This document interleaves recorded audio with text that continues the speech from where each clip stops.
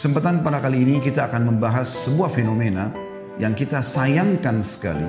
Di negara kita sangat semarak, bahkan memang diramaikan. Di negara yang mayoritas muslim seperti Indonesia justru menonjol sekali, yaitu masalah sihir dan perdukunan. Saudaraku seiman, mereka adalah orang-orang yang melakukan kesyirikan kepada Allah Subhanahu wa taala. Dan Allah memastikan dalam surah An-Nisa, A'udzu billahi minasyaitonir rajim, innallaha la yaghfiru an yushraka bih wa yaghfiru ma duna dzalika liman syaa. Allah tidak akan pernah memaafkan dosa kesyirikan. Orang meninggal dalam keadaan syirik tidak akan diampuni sama sekali di akhirat nanti. Dan Allah masih mengampuni dosa-dosa selain syirik itu. Banyak sekali di antara kita yang tidak faham masalah ini. Dulu di Indonesia diistilahkan dengan nama dukun. Dan selalu terlihat mereka tampil dengan seram. Rambut yang gondrong, kulitnya hitam, tongkat yang ada tengkoraknya, dan segala macam hal. Tapi dengan berkembangnya teknologi sekarang, mereka juga ikuti perkembangan. Dukun-dukun sudah tampil dengan gagahnya. Bahkan mereka berani menggunakan medsos, expose. Dan banyak di antara kaum muslimin yang menjadi korban mereka. Saudaraku seiman, perbuatan ini syirik kepada Allah. Baik mereka syirik kepada Allah yang merupakan dosa besar yang Allah tidak akan ampuni, juga Anda yang datang ke sana bisa terjerumus dalam dosa syirik ini. Kalau Anda meninggal, terharamkan surga dari Anda. Renungi baik-baik dan kita coba lebih dalam membahas bagaimana kedudukan para dukun dengan apapun nama mereka. Dukun, peramal, penyamun, penyihir, segala macam yang mereka gunakan sebagai nama dan istilah, dan juga praktek sihirnya. Allah mengingatkan kepada kita dalam surah Yusuf ayat 106 tentang banyaknya umat Islam yang terjerumus dalam masalah ini tapi mereka tidak sadar. A'udzu billahi minasyaitonir rajim. Wa ma yu'minu aktsaruhum billahi illa wa hum musyrikun. Sebagian besar manusia tidak beriman kepada Allah melainkan dalam keadaan mempersekutukannya dengan sesembahan-sesembahan selain Allah. Ibnu Abbas menafsirkan ayat ini mengatakan, kalau ditanya kepada mereka siapa yang menciptakan langit, siapa yang menciptakan bumi, siapa yang menciptakan gunung-gunung, mereka akan jawab Allah. Artinya mereka kaum muslimin. Tetapi dengan semua keyakinan mereka itu, mereka masih mempersekutukan Allah dengan menyembah selainnya. Fenomena mereka, saudaraku seiman, disebutkan oleh Allah Subhanahu wa taala banyak sekali dalam ayat Al-Qur'an. Cuma sayang sedikit yang mendalaminya, dan saya juga sayangkan kalau di khutbah Jumat tidak disampaikan oleh para dai kita. Sementara banyak sekali orang yang terjerumus dengan kesesatan ini. Bahkan sudah menjadikan dukun-dukun ini sebagai tempat mereka mengadu nasib mereka dibandingkan Allah Subhanahu wa taala. Untuk bahagia rumah tangga, pergi ke dukun. Untuk supaya orang suka sama dia, pergi ke dukun. Sukses usahanya, pergi ke dukun. Semuanya dukun. Bahkan yang kita sayangkan sekali, dijadikan seperti sebuah humor dalam film-film dan sinetron, seakan-akan mereka ini adalah orang-orang yang boleh didatangin dan orangnya lucu dan segala macam hal.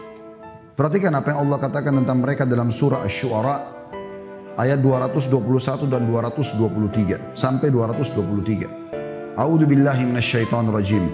Hal unabbi'ukum ala man tanazzalu syayatin tanazzalu ala kulli affakin athim yulquna as-sam'a wa aktsaruhum kadhibun.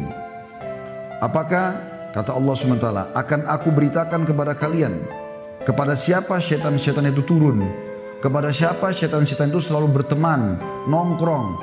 Dan syaitan kita sudah tahu, golongan dari jin yang Allah mengatakan aduwwum mubin, musuh nyata buat kalian, dipimpin oleh iblis. Allah berikan gambaran kepada kita. Mereka turun kepada setiap pendusta, tiap-tiap pendusta, lagi yang banyak berbuat kejahatan, yaitu para dukun dan tukang sihir. Syaitan-syaitan tersebut menyampaikan berita kepada mereka dengan mencuri berita dari langit, lalu menyampaikan kepada para dukun dan tukang sihir, dan kebanyakan mereka adalah pendusta. Ini ditilawakan oleh orang beriman sampai hari kiamat dalam surah Asy-Syu'ara ayat 221 sampai 223. Imam Qatadah rahimahullah, salah satu tokoh yang masyhur dari kalangan tabi'in, Qatadah bin Da'amah namanya, rahimahullah, beliau wafat tahun 110 Hijriah. menafsirkan ayat ini mengatakan bahwa para pendusta lagi banyak berbuat jahat dan buruk adalah para dukun dan tukang sihir. Begitu juga beliau mengatakan, dan mereka itu adalah teman-teman dekat para syaitan dan mendapat berita yang dicuri dari langit oleh syaitan-syaitan tersebut.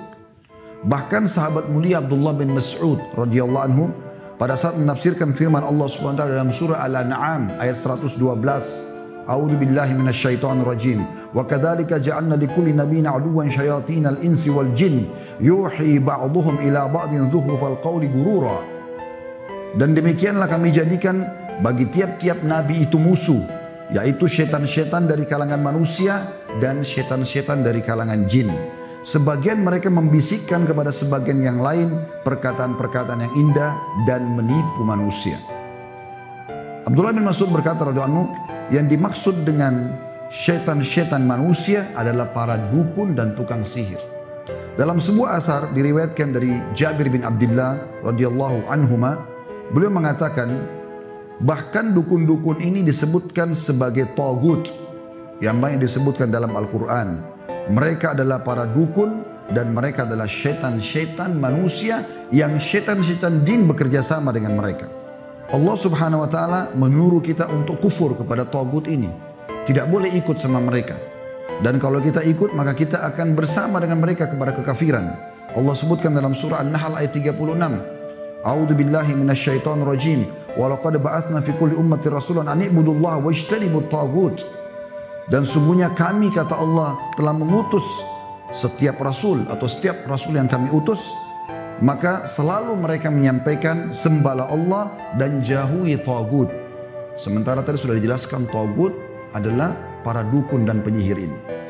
Juga dalam firman Allah yang lain dalam surah Al-Baqarah ayat 256, A'udzu billahi minasyaitonir rajim. Faman yakfur bit-taguti wa yu'min billahi faqad istamsaka bil 'urwatil wuthqa lam fisama laha wallahu samii'un 'alim. Barang siapa yang ingkar kepada tagut, justru membenci mereka, menjauhi mereka, memerangi mereka dan beriman kepada Allah, hanya minta kepada Allah Subhanahu wa taala. Ingin bahagia rumah tangga, jangan lintas alam, di alam kita saja manusia. Kalau orang pergi ke dukun, lintas alam, bawa foto pasangan, minta supaya dukun tersebut memantrai, lalu menggunakan jasa jin atau syaitan untuk menyihir lawan jenis supaya menyukainya. Ini lintas alam. Sederhana cara manusia. Saya bermuamalah dengan baik dengan istri, tatapan mata yang syahdu, ucapan yang santun, zaman ramah yang tangan yang ramah, kemudian saya royal dan loyal dengan dia, dia jatuh cinta, selesai. Itu alam manusia. Saya mau usaha saya maju, tidak perlu saya pergi ke dukun untuk minta kris, minta kuningan, minta koin yang tidak masuk akal. Dengan syarat-syarat lebih tidak masuk akal lagi. Sembeli ayam hitam, darahnya diminum, darahnya diteteskan di titik tertentu, ditanamkan sebuah benda di tanah. Dari mana semua ini? Ini alam syaitan. Dan haram hukumnya melakukan semua ini. Kenapa kita nggak sederhanakan? Alam manusia sederhana. Modal halal, sistem halal, produk halal, selebihnya tawakal kepada Allah. Demi Allah untuk. Kenapa harus menggunakan alam-alam seperti ini? Kenapa kalau benci sama orang karena perbuatannya, kenapa kita nggak dakwahi? Kenapa kita nggak berdoa kepada Allah kalaupun kita merasa terzalimi? Berdoa agar Allah SWT menangkan kita dari dia. Selesai. Doa senjata setiap orang beriman. Doa bisa menembus hati-hati manusia. Bisa menembus benteng-benteng musuh. Kenapa harus datang ke dukun, kemudian dibuatlah boneka mainan, ditusuk-tusuk sehingga orang tersebut sakit. Dan itu terus terjadi. Dan subhanallah tanpa mereka sadari mereka beriman dan bermuamalah dengan para tagut yang Allah perintahkan kita untuk supaya kufur kepada mereka. Kenapa harus lintas alam saudaraku sini? Apalagi Anda yang sudah berpendidikan. Yang kita herankan orang-orang yang sudah tinggi pendidikannya justru juga masih percaya dengan seperti ini.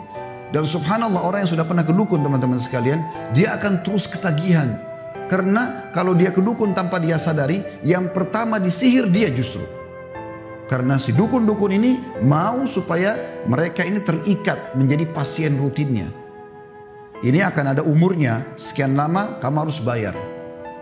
Kalau dia minta sesuatu, maka dia harus kembali lagi sekian bulan dan seterusnya. Bahkan ada praktisi berbahasa menyampaikan kepada saya sendiri, ini seperti SIM, dia bilang sama saya begitu. Kenapa seperti SIM? Maksudnya apa Pak? Iya, ini harus diperbarui dan berpanjang. Kalau enggak berlaku lagi sihirnya.